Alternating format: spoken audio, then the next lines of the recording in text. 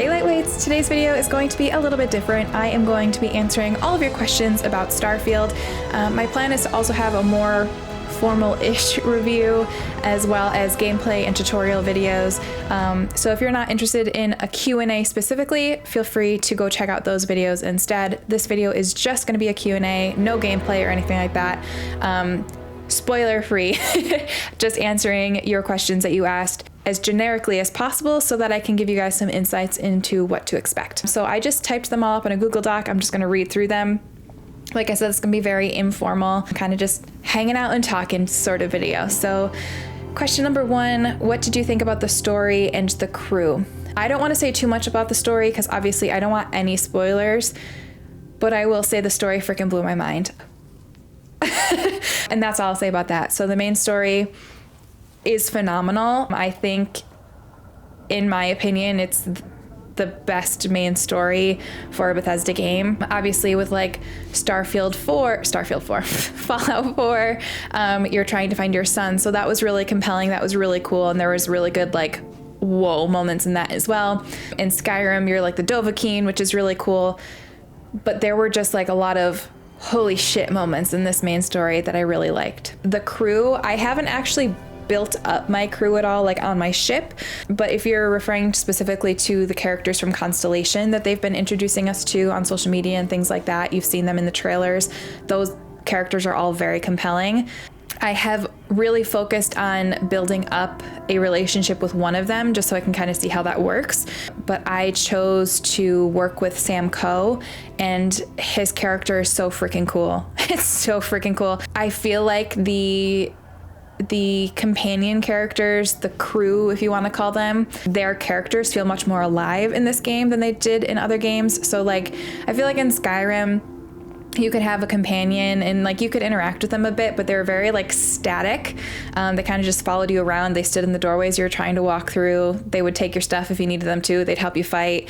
In Fallout 4, they added to that, like your companion would like or dislike things that you did. That is very much the case in Starfield as well.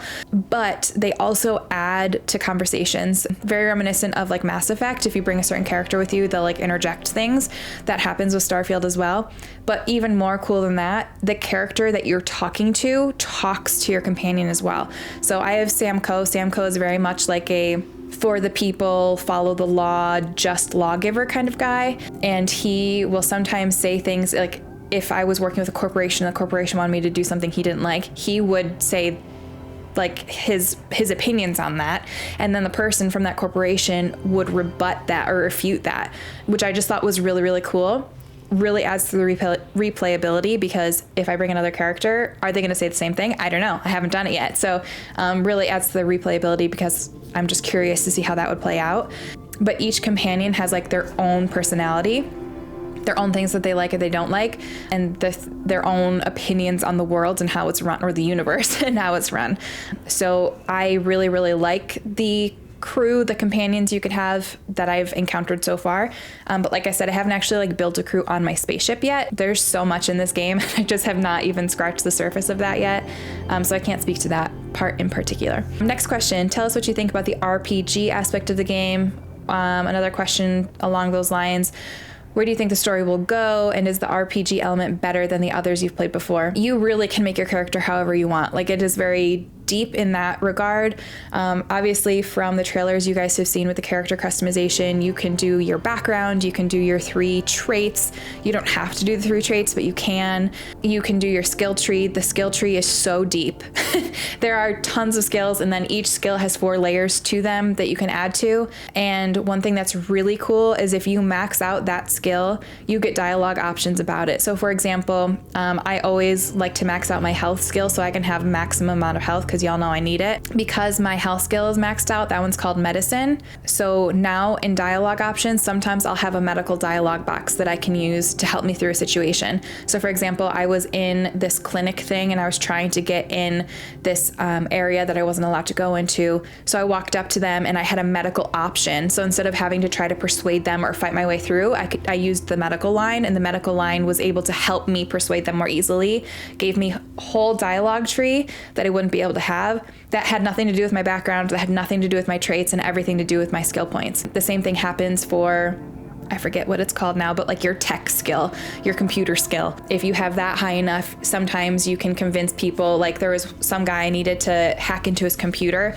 and I was like, oh, I work with tech. I am here to install updates on your computer. And he's like, oh, give me a little heads up next time. And then he left and let me do that. But I wouldn't have had that option if I didn't have my tech skill as high as I had it. So in that regard, I feel like the RPG elements are much more in depth for this because you can do so many different builds. Because I'm trying to review it, I kind of just have points everywhere. I haven't like funneled in and made like one specific build. I'm kind of like a jack of all trades build right now because I wanted to dabble in everything. But even still, like I feel like that's just another play style, and there are benefits and downfalls to that. But I feel like everybody's playthrough is going to be so different because of those RPG elements. Is it still fun to explore the type of desolate planets with not much in them? It depends on you, I think. For me, I personally am still having a blast with those desolate planets. As we know from the trailers, you can do like a whole scanning system, so you can scan things and like research a planet. I am having so much fun with that. I literally spent an entire day just scanning planets and trying to 100% scan all of the planets because I enjoy that. If you don't enjoy that, you're probably not going to enjoy the desolate worlds. That being said, one of the things I do want to say, there's obviously been a lot going around on Twitter about like, oh, these planets are empty, blah, blah, blah. You get a bunch of like console warriors who are hating on a game that they haven't even seen yet. To speak to that specifically, I never felt like a world was empty. There, you know, if it is, you're on there for like 2 seconds because you need to scan one thing to have it fully researched. So I might have landed on planets where there's only like resources, there aren't creatures, there aren't plants, but I'm literally on there for 2 seconds just to get a specific resource that I want, and then I'm bouncing again. But one thing that's really, really cool, and this has kind of been a discourse a lot too, where can you walk? Where can you land? You can land anywhere on the planet that isn't water or gas, or like, well, I haven't run into this, but I've seen like there's certain features you can't land on. The only place I haven't been able to land is because it's like, you're trying to land in water. You can't land here, but you can land. And then I've just been walking everywhere. I've never once hit a boundary. I know they exist. I've seen that on social media. I have never once run into a boundary. And one thing that's really cool is when you have your scanner out, you'll see these little diamonds in the distance that says like undiscovered or unknown, and you can scan it and we'll tell you what it is. So it'll say, oh, this diamond is a natural feature, this diamond is a structure, this diamond is a life form, and you can walk to that diamond even if it's like 2,000 meters away. You can walk there. If you can scan it and you can see it, you can walk to it. So that kind of makes it feel less desolate, because even if there are no people and even if there are no creatures, you're like, oh, what is that thing out in the distance? And then you go there and that thing is actually something really cool. Like this one planet had no people or anything on it, but it had this fungal infestation. And I went to this area that I saw on my little scanner as a diamond, and I walked to it, and it was like this fungal gaseous, like something was infecting this planet and taking over the creatures. And the creatures there were like more aggressive and were harder to kill, and the description about what was happening was really cool. So yes, it was like a desolate planet, but if you want it to be deeper, it can be deeper. So you're gonna get out of this what you want to get out of it, if that makes sense. Most planets though, when you land on them, there are spacers, there are animals, there are cool things to discover, there are ruins, there are things to see, even if you don't have something specific to see. But again, if you don't care about that, you're not going to like that. I personally thought it was really cool. I had a ton of fun. Anytime I landed on a planet, I wanted to scan everything and get it 100% completed, and I wanted to find all there was to find. So I personally don't think that there was an issue, didn't think it was boring at all, but I could see why other people would. If that is not your cup of tea, if you're not someone who wants to scan everything and like find all of the things, you might not like that as much. But the good thing is you don't have to. You don't have to land on those planets. Nothing is forcing you to go there unless you pick up a mission to go there to do something. So all this talk about the desolate planets and people being worried about it is unjustified in my opinion, because you don't have to go to those planets.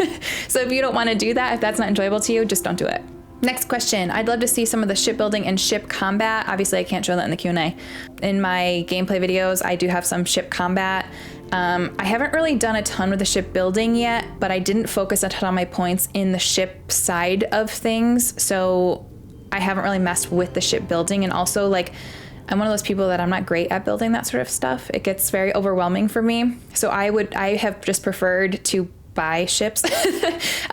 So there's one mission that's like a side mission you can do where you work with like this research group who's trying to develop the next like big ship that everyone's going to want to buy. So I helped them develop this ship and then they sent me one for free. Now, unfortunately for me, I made that ship too badass and my flying ability is not high enough yet, so I can't use it. But I haven't actually like tried to build my own ship yet, just because that sort of stuff hurts my brain. You have to have different stats. You have to keep the different stats in mind. Certain things can go certain places or your ship can't fly right. And that's not how my brain works. So I haven't messed with that. Ship combat is a lot of fun, but it's very challenging. And some of you are going to play it and you're going to laugh at me and be like, it is not challenging. For me, it's challenging. There's a lot to learn. There's a steep learning curve, especially if you're not used to like ship combat style games. Once I learned it though, I had a lot of fun with it and am having a lot of fun with it, but I die a lot still. I'm as successful as often as I am not successful. It's probably like a 50-50 split at this point, but I have so much fun with the combat. One thing I will say, and I'm going to put this in one of my like tutorial videos, is if you go to the city of New Atlantis, you can join the Vanguard, like the military there. And if you join that, it doesn't lock you out of any of the other factions. So what I would recommend is like sign up with the Vanguard, because the very first thing they have you do is take like a piloting test. And basically all that is it's practice flight. So you sit in like, they have you sit in like this fake practice thing. That reminds me of, do you remember like at arcades, they used to have these things where you would like sit in it and it was this encapsulated thing that would close and then you would like fly through space or whatever and it felt like you were actually in there. It's like that. But when you're actually in it, it feels like you're just in your ship. So that was a great way for me to like use that almost as a tutorial because I needed more practice. So I just kept doing that because you can do it as much as you want. And it has different levels. So it starts you off easy and gets progressively more difficult so you can practice. So even if you don't actually want to be a part of the Vanguard, just sign up with the Vanguard. You have the option to do that like right out the gate. And then you can go do that practice. Highly recommend that because the ship combat for me at least was definitely challenging because I don't have a background in games that are like that. Is there a baseball bat in the game? I have not encountered a baseball bat. There are baseballs, but they're attached to like a plaque. It's like a relic, an antique that you can find. You can steal them from places. I think you automatically get one on the first ship that you get. There's like a store you can buy them from, but they're like old earth antiques and it's like a baseball on a plaque that you can buy. But I have not seen any baseball bats that I know of. I'd also like to know about building a base on the planet. So again, I haven't messed with this a ton. I've just at the very basic level built like a one-room habitation, but these can get very intense. You can see everything that you'll have the ability to build in the future, even if you can't build it right now. There's things like you can build a greenhouse, you can build cages for animals, you can build containers for storage, you can build different styles and sizes of rooms. And it's very easy. It's much more streamlined than the Fallout 4 building system was. And the nice thing is, I think they said this in the trailer as well, but you can change the angle from like your viewpoint.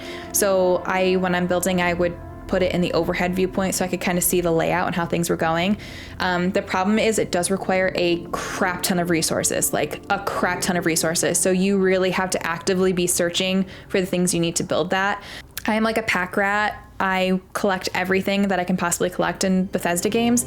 So I naturally was able to build like one storage container, one room, an airlock, like a little bit of furniture pieces in there without having to really try. But if you actually want to like build up your base, you're going to have to be going to those more desolate planets to mine them for resources so that you have what you need to build them. But it's very easy. It was not complicated to learn. Base building is very simple. And it's actually really cool because you can build the outside of the base, but then you can go in and it's that same build menu to build, like you build your furniture. So that's very similar to Fallout 4, but like you build your beds, you build your dressers, whatever. You can research new furniture sets that you can build later on, but that also ties into the apartments and houses that you can buy. So whereas in Skyrim, you like paid 5,000 gold coins to have a kitchen set up. In this, you open up the build mode and you build your furniture for your house. So that's really cool too. But again, all of that requires resources. So if you want to get super in depth in that, you're going to have to really go resource hunting.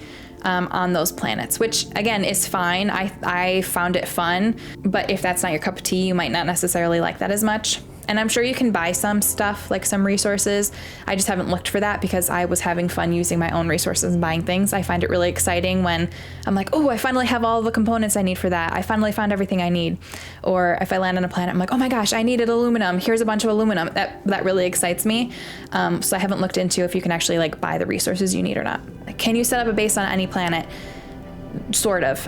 There are certain planets that you can't land on. So like, if it's a gas planet, obviously you can't land there and therefore you cannot build there. But any planet that you can land on, you can build on. However, there are certain like classifications of planets and you'll need different skills for that. So like you'll need I forget what the actual like skill point is, but basically like the exotic planet builder.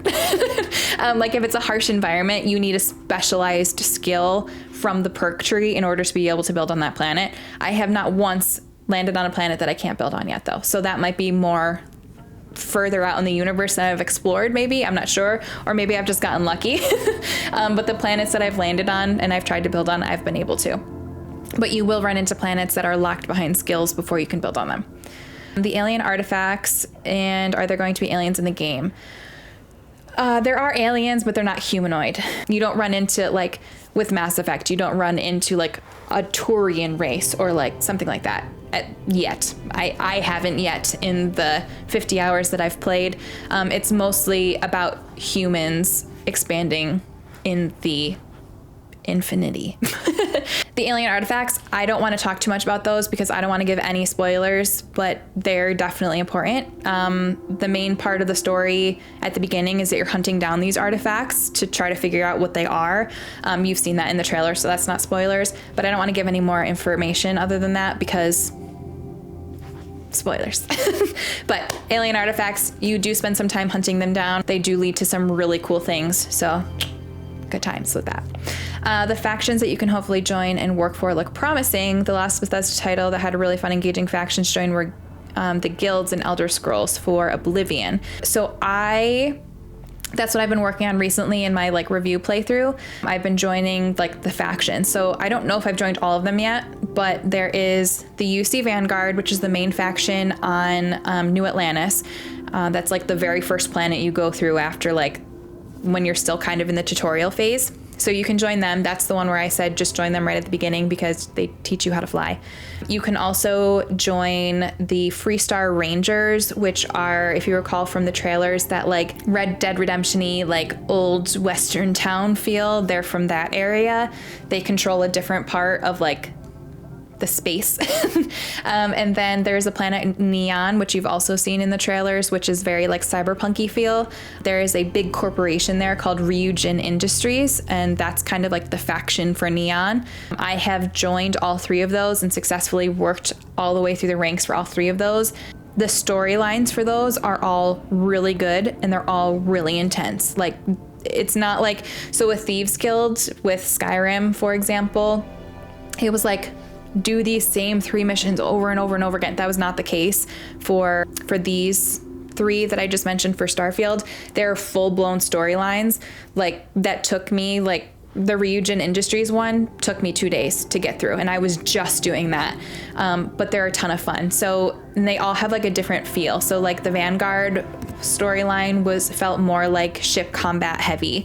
The Freestar one was more like actually on the ground, person-to-person combat. The Ryujin Industries felt more Thieves Guildy, where you were hacking and pickpocketing and infiltrating corporations, and so that was really cool. I did like the factions, and you can join all of them. So just because I joined the Vanguard, I did not get locked out of the Freestar Rangers. And then Ryujin Industries, obviously I could do that as well. So I'm like in all 3 of those. There might be more that I haven't encountered yet, because like I said, there's still a lot of game left that I haven't gotten to. But those 3, I was able to join all 3 of them and not get locked out of any of the others. The size of the map has been revealed. It's going to be a massive galaxy to explore with a ton of stuff, going to constantly pull me away from the main story. Yes, I have not done the main story. I was mainlining the story until I hit one point where I needed to upgrade like a certain ability a bit more because I didn't have any points in that. And I wanted to level up a bit more because I felt like I was hitting a point where I was struggling because the level, and now I have not gone back to the main story because there's just so much side stuff to do, and I haven't done like any of the just activities that you can find. I've only been like exploring and doing side missions and faction missions, and yeah, so there's a lot. You could get totally lost and not do the main mission for a really long time. My big doubt and question in Starfield is that on the other planets there will be different lives or also things from alien type enemies. So I think I already addressed this, but alien type enemies that are more creatures, but also other human factions that you will have to fight and run into. So they might not be like aliens, but there are other human factions. And then there is like a big plot point I'm not going to talk about. You will run into that plot point in other planets as well. That's all I'm going to say about that, because I don't want any spoilers for that, because that's the part that's like, and I don't want to talk about that. But there is other stuff going on that you will run into randomly once you hit that point in the story. That's very cool. Are the procedurally generated aspects of the game repetitive slog? I've only ran into one place that I thought I had been to before, but I think it was a different planet, but the same thing. So let me backtrack a little bit there. But one thing I love to do is in this game, like you'll go into this thing that used to be a research station, and now it's taken over by spacers, which are like one of the criminal people you can run into. And all of the scientists are like dead. So in this place that I went into, the entire base was frozen. There was ice everywhere, snow, just ice everywhere. Like it looked like a Mr. Freeze went in there and shot everything up. All the scientists were frozen on the ground, dead. So I was like, what the heck happened here? And I felt like in Skyrim, you would run into a cave and I was like, it's a cave with bandits. And that's all it is. But in Starfield, like you can piece together the story of what happened and why this base is empty. And I think that's really, really cool. So I was trying to find all of the little tablets that you can read, all the audio logs you can listen to piece together what happened. And in this base, there was this system that was it was a super, super hot, harsh planet. And it was a cooling system to keep the base that they were working in safe and habitable for them. And this one scientist did not like the readings and went to the higher ups and was like, listen, I don't like the readings on this. We need to do something. This could be catastrophic. The higher ups are like, no, that's well within the parameters. We're totally fine. And then shit hit the fan. And sure enough, they should have listened to that scientist. But you piece all those pieces together by finding the little slates and listening to the audio logs and finding the little notes that are everywhere. You can put that together yourself.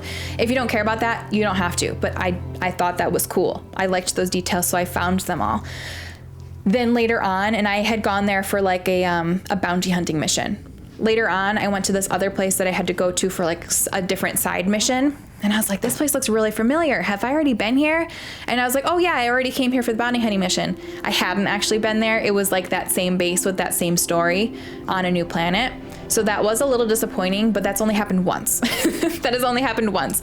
So I don't know if it's because I did the bounty hunting mission first and that was like just a totally procedurally generated thing versus like the actual side mission. So I'm not saying that won't happen again, but it has only happened once for me in the 50 hours. And I've really been looking for it because ever since I noticed that it happened, I'm like, oh, is this something that's going to happen a lot? Because I want to put that in my review if it is. I haven't noticed that happen since. So I'm not saying it won't. You will probably run into things that are like, oh, this is the same base layout as this base that I already went into, especially when you have hundreds of hours in, you're going to run into that. But it hasn't been a slog by any means. Like if I didn't stop to read all of those tablets, I wouldn't have known other than been like, oh, this base layout is the same. But in my mind, that's kind of the same as like, oh, in Fallout, this vault is the same layout, or oh, in Skyrim, this cave is the same layout. It didn't feel like a slog because it's only happened once where it was like a repeat. But I could see that being like, oh, that's kind of disappointing if that bothers you. So I wouldn't say it's a repetitive slog by any means, but you might see some repetition. Let's see. Are there different perks and are they better than past games? Yes, there are lots of different perks. I kind of already touched on that. They are much deeper than last game. So I kind of touched on this already, but there are like four or five perk branches. There's like science, technology, weapons, physical, I don't know.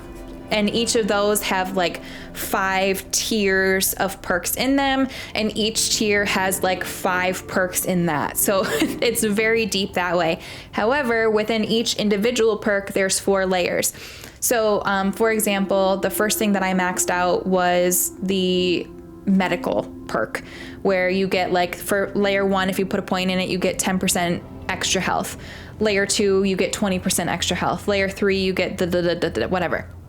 But before you can put another point in that perk, you have to complete a challenge. So for the health one, you can always do layer number 1 first, like right off the bat. So I put 1 point in there, and then before I could put a second point into that perk, I had to heal 200 points of damage or something. So they're very deep, they're very intense, they're very different than other games. Obviously you have some that are always going to be the same, like there's a pickpocket one, there's their version of a lock picking one, there's the health and the healing, which you see always, but there are a lot that are very unique for Starfield that I have not seen in any of the other games. I have not hit a level cap yet, but I'm nowhere near where it would be. However, I'm pretty sure they have come out and said that there is no level cap that they're aware of. But I fact check me on that one. But I am currently level 35, so I'm not even high enough to even remotely speak to that. I just know what I've seen floating around on social media from interviews that have gone around with IGN and things like that. Abilities to be non-violent. There are weapons that allow you to be non-violent. So I actually just got a gun that's like an energy weapon, and you can basically like put them to sleep with this energy weapon. But it'd be really, really challenging to be non-violent. It's possible, especially if you do a stealth build. I'm sure you could go through the whole thing without killing people unless you specifically have to kill a character. But it's definitely easy to be a horrible criminal. Like that would be really easy for me to do, for sure. The performance of the game. So I'm playing on the Xbox Series X. I have encountered some bugs. However, they have come out and said that there's going to be a day 1 patch. I have not read into the patch notes, and even if I did, I couldn't, according to my contract, I can't say what those are.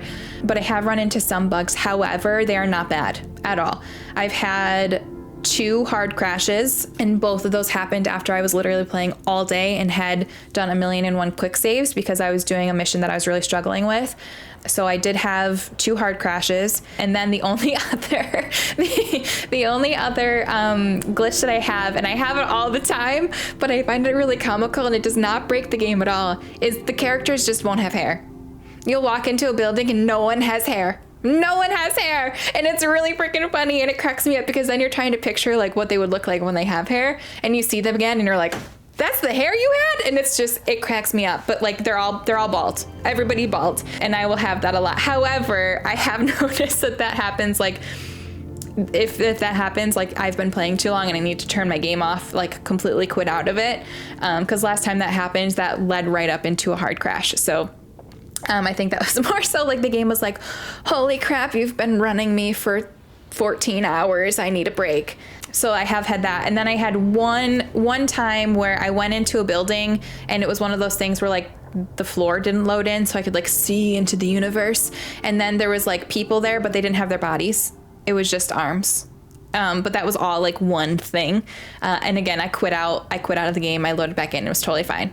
So I have had some bugs, but in terms of performance, this is the least buggy any Bethesda game has ever been that I've played, especially at the beginning. I feel like I still have these bugs when I play like Skyrim. So definitely there are bugs. There's gonna be bugs on a game of this scale, but nothing horrible and nothing game breaking, just the 2 hard crashes. In terms of performance, I play on a computer monitor. I have also been playing on a giant TV just to compare the two. On my computer monitor, I don't notice the frames at all. I never notice the frames on that. So to me, it's totally fine. On the big TV, I will notice it stutter a little bit. And I have had a couple moments where the frames have dropped. Like when I first load into a city, occasionally I'll be playing and things will be like a little jittery, but then it sorts itself out pretty quickly. But again, nothing I wouldn't have expected for a game this size, but definitely not something that should turn you away from it because my frames have been really consistent for the most part. How does it compare to Mass Effect and level of immersion? They're very different games. They're very different games, but this game is very immersive just in a different way. So Mass Effect is very scripted, like story driven, character driven, like immerse your character with this character in the story type of immersion. Starfield will be as immersive as you want it to be. So I want to know why the science base is empty and overrun by spacers. So I'm going to immerse myself in that. I'm going to read all the side things. I'm going to open all the lockers and find out what I can find out about these scientists. And that will be very immersive. If you don't want it to be immersive and you just want to go run around and kill things, you can do that too. So it's as immersive as you want it to be. How good is the open world? How immersive is it? Kind of already answered that. How many planets can be explored? All of them. All of the planets. There are so many planets. I could not even begin to count the planets. But basically, like, you have a solar system that has a certain amount of planets in it. Sometimes it's 1 planet. Sometimes it's 7 planets. I don't know. I just made that number up. Then you can go out of that solar system and you can zoom out, zoom out, zoom out, zoom out, zoom out. And every little red or white dot is a solar system that you can go to.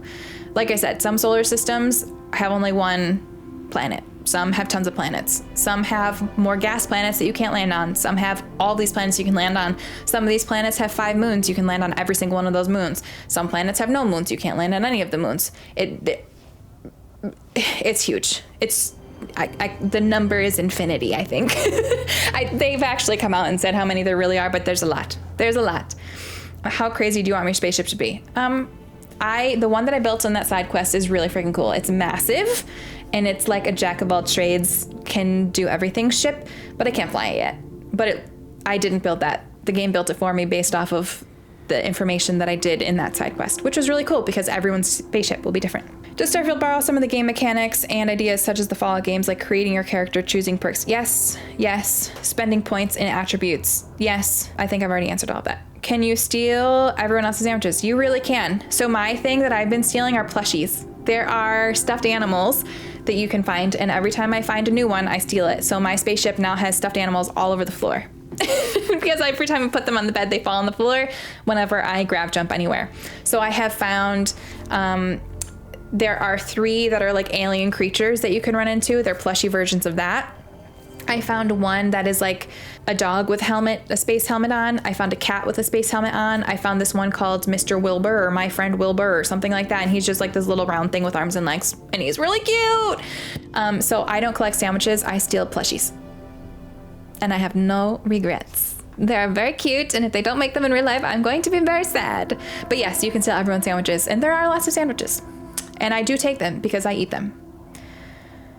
The feel of the shooting, and then another question was thoughts on the guns and the weapons. So I'm typically not like a huge runny, gunny shooter game gal. So take what I say with a grain of salt, because I'm not like, I don't play like Apex or Fortnite or whatever, Halo even, really, like I play Halo, but not like actively. I think it feels really good. I think it feels really good, especially I was playing Fallout 4 right before Starfield as like I'm too excited, I need to play something from Bethesda game. So much better than Fallout 4, like disgustingly better than Fallout 4. Like blew my mind better than Fallout 4. It feels really good. All of the weapons do feel different though. So like you're gonna find a weapon, and this is probably typical for shooting games, but you're going to find a weapon or like a class of weapons where you're like, yeah, this is my jam. And you're going to find weapons where you're like, ooh, no, don't like that. I have found those weapons. In particular, I have this pistol that has like a laser sight with 3 little dots, and each of those dots is a bullet. So it like has the oomph of a shotgun, but it's a pistol, so it's got range, but it shoots like 3 bullets at a time. So you can only shoot twice before it reloads. But that's like one of the guns that I love. I am preferring the ballistic weapons versus the laser weapons, but they all, like I said, they all have different feels and different like strengths and weaknesses. So you're gonna have to kind of figure out what you like. But the gunplay feels good, especially when you have the boost pack and you can like boost around and shoot. It feels good. Can you make a lot of money in the game? Are there repeatable ways to make money? Yes and yes. I have not run into an issue where I don't have enough money unless I'm trying to buy a spaceship, which that's just like astronomically priced. However, it's really easy to make money, especially if you do those faction quests. Like each individual quest doesn't take a ton of time and you make a decent amount of money. And also there are kiosks with bounty hunting missions you can do, delivery missions you can do that you get decent amount of money for. And then there's also like quests to like survey and explore planets, and you get really good money for those too. So like it will say land on this planet and fully fully research it. So you have to like 100% that planet, which takes a decent amount of time, but you do get good money for that. And it's easy money if you're willing to put the time in. And then the delivery ones are super simple because half the time you've already been there. So you can just fast travel in there and it takes you 2 seconds to do, and you get good money there. Then there will be like random encounters in space where like you help a spaceship fight off somebody that's attacking them, and they'll gift you money. That happens a decent amount. So it's easy to get money if you need to make money.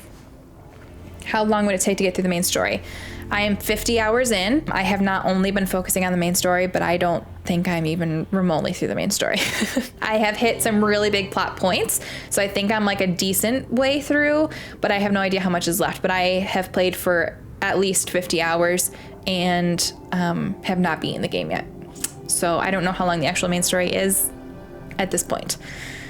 How expansive is the post game. Haven't beaten the main game, so I'm not sure, but if it goes where I think it's going, it's going to be expansive. And if it goes where I'm assuming it's going, the next question is, does the game just end? I don't think it will if the story goes where it's seemingly setting up to go. I'll be looking to see if it's got quality in the areas that matter. Don't care about visuals or fidelity or how well the game runs if the stories and characters are bad. So the stories and characters I think are great. Like I said, this main story is like, I personally would argue one of the coolest main stories from Bethesda. The characters are great. They all have backstories. They have like little missions you can do to like build up reputation with them, learn more about them. Very similar to Mass Effect. That are I've only done 1.25 of them, but what I've done is really, really cool. And I'm pretty sure you can do that for all of your companions. I just really, really, really like Samco. So I've been sticking with the same guy. How does it compare to Fallout or Skyrim? This is like the most Bethesda game. So in that sense, it's like a better Fallout or Skyrim, but they don't really compare because it's so different. Like it's just so different. But it's a Bethesda game through and through. So I'm sorry if that confused you, but if you know, you know. How's the grind to level up your stats or weapons? Stats or both. I haven't really found it's a grind. I haven't found it difficult to level up. I'm just doing the missions and I'm just leveling up pretty quickly. So it hasn't been a grind for that. How fun are the generated planets that are not part of the main storyline? Is there a good amount to do on those planets? Thriving ecosystem. So obviously there are some planets where it's literally just resources that you can mine. However, I've kind of already talked about this. There are even planets where there like aren't settlements. There you will run into spacers. Like one time I ran into this guy who was like, my group was here collecting research or something and we got attacked. I need help getting back to my ship. So you escort him back to the ship. There have been a couple times where I land on the planet and spacers also land, or this group called Ecliptics also land, and then they start attacking me. I've tried to run on their spaceship to steal their spaceship, but then they take off before I can get there. There's just like, there's a lot, even if there's no main story. And then there are planets where there's nothing. It's just like, you just go there to mine for ore. So again, that could be tedious, but if you don't like it, you don't have to do that. So just don't do it. Which perspective do you prefer to play in? I typically choose first person for Bethesda games, and I've been doing first person for this one. Traveling, you can fast travel anywhere unless it's too far. So like there's a couple different fast travel systems. So when you are like, if you are on planet A and you need to go to planet C within that same like clump, so it's like the star and the planets of where on that star, you're trying to go to another planet or on that same star, you can fast travel there and your ship just kind of like auto, like you just fast travel and you get a little like animation of your ship just like going and you just go. If you're trying to go from galaxy to galaxy, so like you're on a planet on this star but you need to go to a planet over 10 stars over, you can do what's called a grav jump and fast travel there. And again, you get a little animation of your ship like creating this wormhole thing and jumping through it. When you're actually on the planet, you can fast travel as well. You bring up like your little visor that you use to scan things, and if you've been to an area, you can click on it and fast travel there. So like if I've walked like 2,000 meters and I don't feel like walking back to my ship, I bring up my visor, I find my ship will be a little icon, I click on it and I can fast travel and it will automatically board me on my ship. If I had used my scanner and I had mentioned like the little diamond things, how sometimes you'll find like, oh, this is a structure, this is a life form, this is whatever. If I went to like one of those structures before and now it's been like 30 minutes of me exploring, that structure's really far away, but there was something over there that I wanted to look at, I bring up my visor, I find where that structure that I've already been to is, I can fast travel to that. Alternatively, you can fast travel to different points on the planet if you go back onto your ship. So one thing that I like to do is there's like, they call them biomes. So like you land on this square of explorable area. I found everything I can find. It tells me in the corner, it says this biome has been explored, but I still know I need to find 3 more animals, but there's none in this biome. Instead of having to like walk all the way to another biome, I get back on my ship, I bring up the planet map and you can click in and it will tell you like, oh, this biome is only 60% explored. And then I can go land right in the area. I just put a little marker down and boop, my ship will travel there for me. So traveling is really easy. Starfield, is it worth buying a new console for? That's a loaded question. Consoles are expensive. If you have the money to buy a console to play Starfield, then yes. If you're gonna kill yourself and go into debt to buy a console, no video game is worth that. But let's pretend money is not an issue. Let's pretend everyone's super wealthy, everybody can buy what they want, then yes. This game does things I've never experienced before in gaming. It puts things together that I've never experienced before. So people will be like, oh, No Man's Sky does this better. Okay, yes, but that's all No Man's Sky does. So this game does what No Man's Sky does, what Mass Effect does in some levels, what this game does in some level. Whatever games people are saying, oh, Starfield stole from, there's inspirations from all of those games, and it's like if you put all of those together. It's a great game. I love this game. So in my mind, if I had played what I had played, but I didn't own my own Xbox, I would buy an Xbox for this personally. But that being said, if you are someone that does not have the money for an Xbox, obviously don't kill yourself to try to get it, because it's a game. It's a game. That's what it boils down to. Anyways, planet exploration work, I kind of already talked about that. Can you travel infinitely on a planet? Can you travel infinitely on a planet and stuff just appears, or is it always in a fixed amount of surface area? I don't really know, because once I've explored a planet, I kind of just leave. When I find something, I just go on to the next thing. So there's like a big thing going around on social media right now, like, oh, I ran into an invisible wall. They said that you wouldn't do that. So the reality is you can explore an entire planet. However, only a certain amount of it will load at once. So if you run for 30 minutes, you might hit an invisible wall. However, if you get back on your spaceship and you go just on the other side of that invisible wall, it gives you a whole new area to explore. So I would assume that if you found, like, I keep using the structure. If you found a structure in square A that you were able to explore, but then you got too far away from your ship and you hit that invisible wall. If you land just on the other side of that invisible wall, but that structure you found is still in that new loaded zone, you would be able to go there. But things that are outside of that loaded zone, you will not be able to just walk there anymore. You could land and you could go back there, but you wouldn't be able to just walk there. Because the other thing is too, a lot of times when you find these things, they then show up on the actual planet map when you're in space so that you can land next to them. Are there ways to travel from place to place on a single planet except for foot? No, unless you get on your ship again and then you land again. But I haven't really run into an issue where it feels like I'll see something and I'll be like, oh God, that's 2,000 meters away. That's so far. But I'm scanning so many things along the way that I'm like, I don't even notice it. And also hopping around with your jetpack is a lot of fun. How does space exploration work? Can you travel infinitely, or is there a fixed amount of space to explore and you have to jump to a different space map? So basically you can zoom way out, and there's thousands of galaxies you can go to.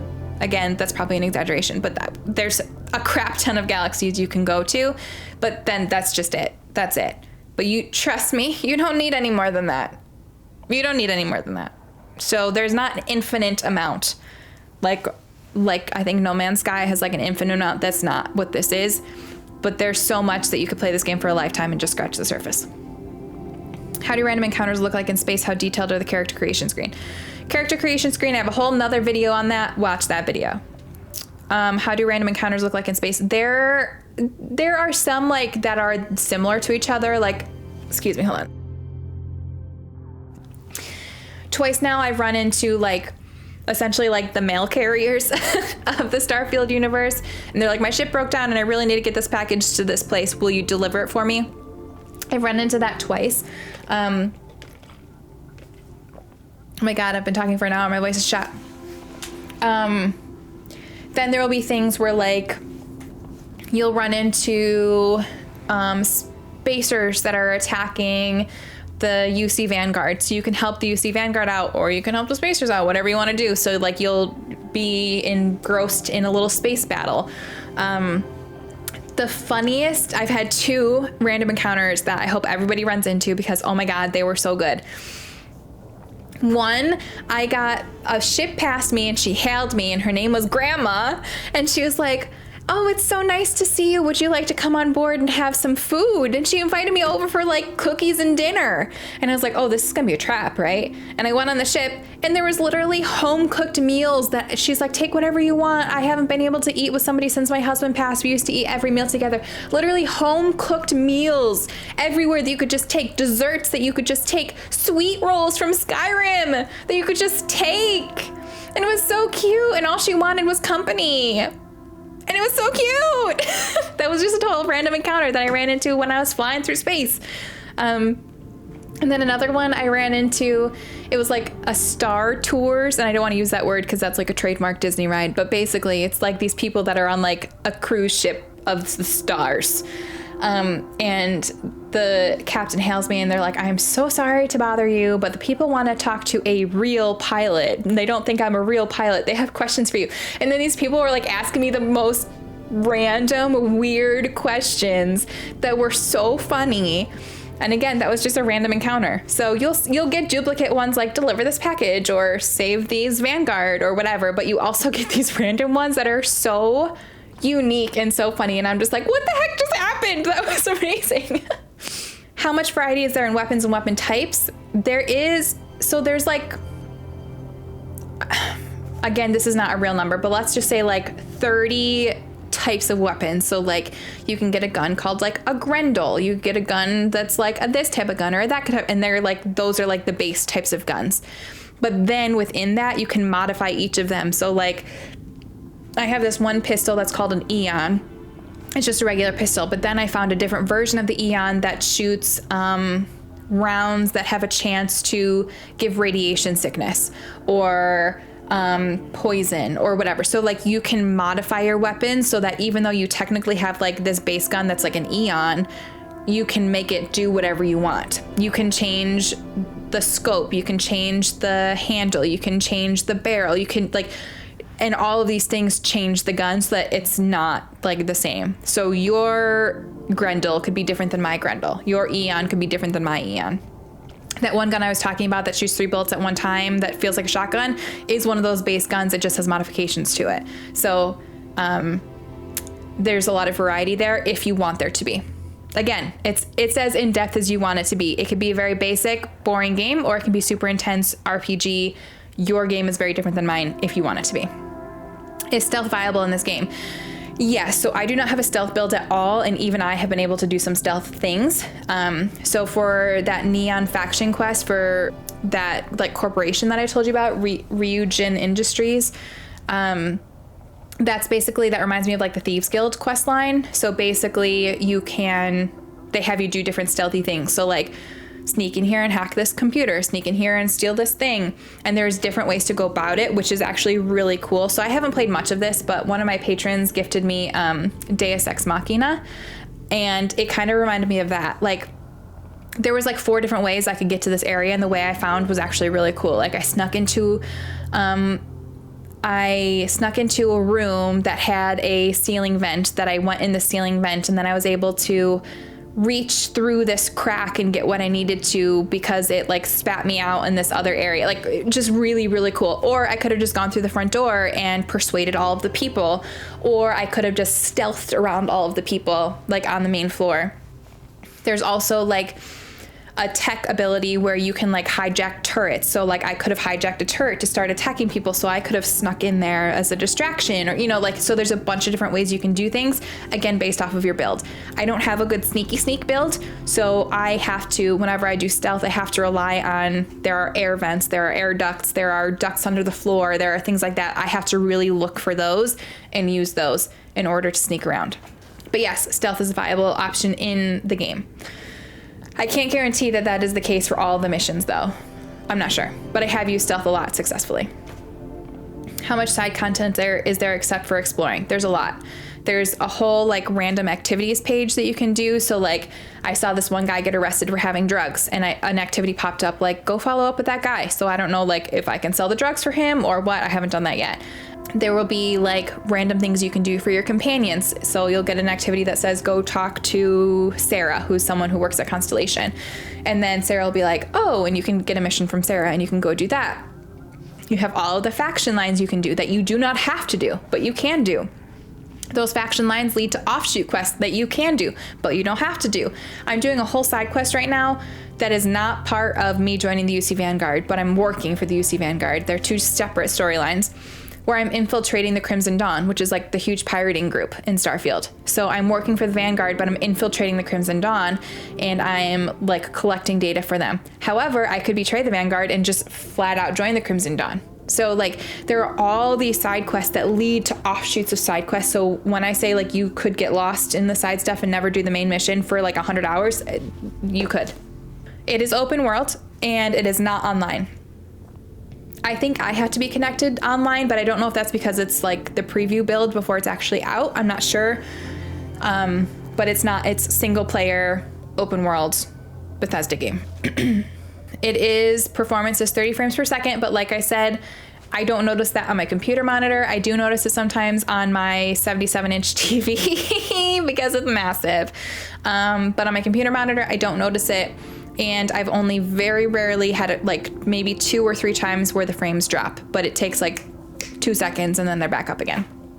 Are there enough variety, or is it the same 3 or 4 encounters? There's a lot of variety. You will get the same encounters, like I said with the delivery one, but there are also a lot of variety, like the grandma and the space tours, and there are lots of variety as well. Is bounty hunting a legit thing you can do endlessly? Yes. So I've only done one bounty because I wanted to try it out, but there are bounty terminals in every main city, and sometimes in just like random, like I discovered this one random outpost where there was a glitch in the system and the robots that were supposed to be defending them somehow got it in their programming to kill all humans, and they killed all the scientists in this base. And anyways, there was like a bounty machine there that you could pick up bounties from. So, I'm pretty sure it's an endless amount. I haven't put that to the test yet because I've only done one, so it's not like I'm like, okay, let's see if I can run out of these. But considering it's procedurally generated, I'm going to assume that it's an infinity amount that you can do. It is not a specific quest line. There is a quest line. There are quest lines for bounties, but it's not the same as just like the bounty hunting kiosk you can use. So there's like the bounty hunting kiosk, then there's also like a survey kiosk that you can get like infinite amount of side, just smaller experiences that are, I think, more procedurally generated. And then there are actual like side missions, and there are faction missions, there are main missions, and there are activities. So activities are like, they're really easy. Like, oh, I overheard something. I'm going to go talk to this person and see what I can learn from them. Side mission is exactly that. It's a little bit more in depth, but it's not like something that is tied to the main story. Factions are exactly that. That's like what all the other Bethesda games are like. You can have the factions, but you can join all the factions that I've encountered so far. And then obviously you have the main story. So I think that is all of the questions. 50 questions for you. I hope I answered everything. Like I said, I will also be posting gameplay. I will also be posting some tutorials. I will also be posting like a review style video that I don't know what that's going to look like yet. But I hope you guys are excited for Starfield, because it's an adventure, you guys. And I can't believe it's finally out. So I hope I answered your questions. If you have additional questions, feel free to drop them in the comments. I'll try to get to them, but I'm making Starfield content like crazy right now. So I've been been bad at comment responding. So if you have something that's you're burning to know before, I think this comes out Thursday, so before Friday when you can play, feel free to drop that in the comments and I will try to respond to you. If you're new to the channel because of Starfield, welcome. Make sure you subscribe, hit that bell button when you do so that you don't miss any Starfield content, because we've got lots of content coming your way. Thank you guys for watching. I hope I was able to answer your questions. Have an amazing day.